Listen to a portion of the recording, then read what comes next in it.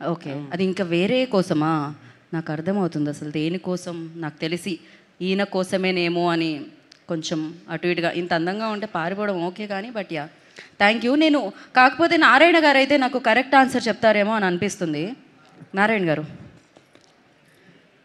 మీ అమ్మాయి పారిపోయింది కదా ఇంట్లోంచి. మీరు ఇంతలా పెంచారు, మీ డబ్బులన్నీ పెట్టారు, మీ టైం అంతా ఇచ్చారు, మీ ప్రేమ అంతా ఇచ్చారు, అయినా వాటన్నిటిని పక్కకు పెట్టి పారిపోయింది. కోపంగా ఉందా మీ అమ్మాయి మీద మీకు? లేదు, నేను పారిపోవడం కంటే అమ్మాయి పారిపోవడం బెటర్ కదా. ఇది నారాయణగానే చెప్పారు కదా మీరు. ఓకే, సో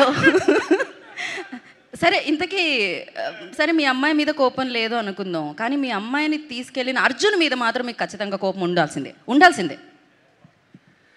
ఇప్పుడు ప్రతి బాయ్ ఫ్రెండ్ ప్రతి ఫాదర్కి విలనే, అంతే కదా. ప్రతి ఫాదరు ప్రతి బాయ్ ఫ్రెండ్కి విలనే, అంతే కదా. సో కోపం కంటే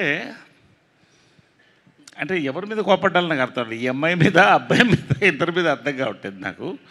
కాకపోతే వాసికి మీద నేను కోప్పడుతుంటా, వాసికి నా మీద కోప్పడుతుంటా, నా పెంపకం బాగాలేదని. నా మీద ఏం కోపం ఉండదండి, కొన్ని రోజులు కూతురు నుంచి విముక్తి ఇచ్చానని ప్రేమ, అంతే. రోడ్